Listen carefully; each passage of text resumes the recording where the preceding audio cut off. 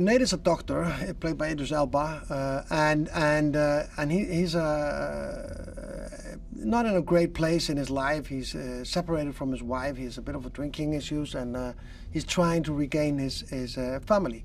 And especially the older daughter is not happy with how he dealt with the last days of her mother's life, and so for me the beast, if you could say so, is a metaphor for the hardest thing to overcome is to get your children back in your life after a trauma like that, and overcome, and in the end protect them and be the man that you are supposed to be when it comes to your children. What I really wanted to do is to shoot this in the wild, so you could feel and smell and the visceral how it is to be there. There are snakes, there are crocodiles. It's a real place, and I think it pays off. I think you will feel that you are there with this family, and in the heat and in the kind of this mess, and the worst situation you can get into. And I also shot the movie a lot in like long one shots, so I would give you the feeling you can't get out of there. You're stuck in the shot with the characters.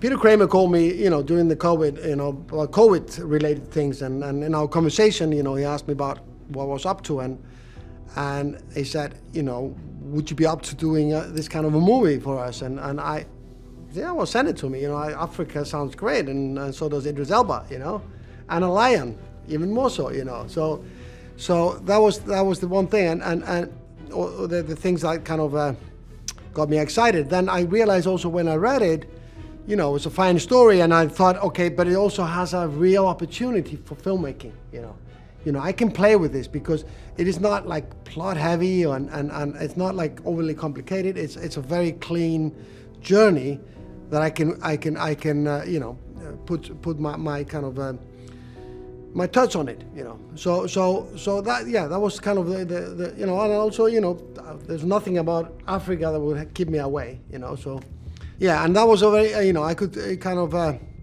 see myself in that, and my journey through the last few years, it was very close to that. So it was even on a personal level. I thought, yeah, this is great. I can put my angst, my what I've learned over these years, and my own journey into it. And I think always when you do that, it's just more,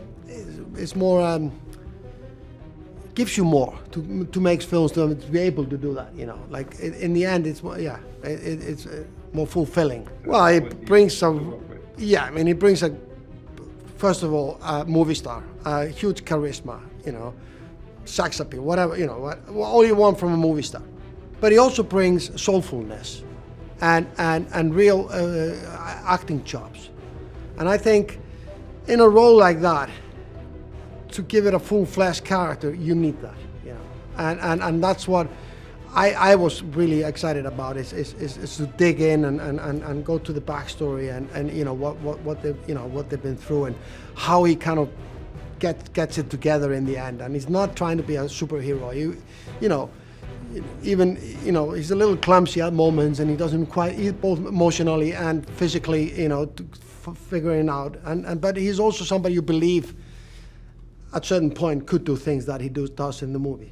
And yeah, it was a great pleasure to be able to audition, a lot of young girls for that role, and finding those, diamonds, in the rough, and working with them and giving them, like Leah, like the first big steps in this industry, and Iyana also, is breaking through in her work. And I think, I love that. That's also just part of what I love about my job, is to find talent and give them opportunity and help them take the steps, and then be an old man and say, yeah, I've been proud of that, I helped her, But it's really giving, and of course they are both incredibly talented. Leah has this comic strike, which is just, you can create. It's either you have it or not. And when I saw her, it's like, there's no question in my mind, And then the Iyana, who was, she had to take on Idris and challenge him, and that's not a small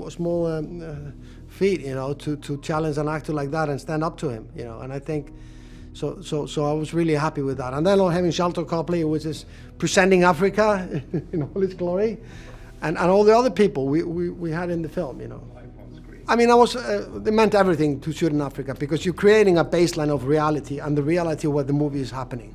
And you don't have to shoot around any corners. You can use that country. But it takes a lot of work to find that country inside that country because, you know, the endless acres of you know, like, you know, industrial, you know, agriculture and stuff. But you have to find those demons and create it, you know, like we went from Namibia to Mozambique, you know, borders inside South Africa to find those locations and then back to Cape Town. This is 2/3 of US, you know.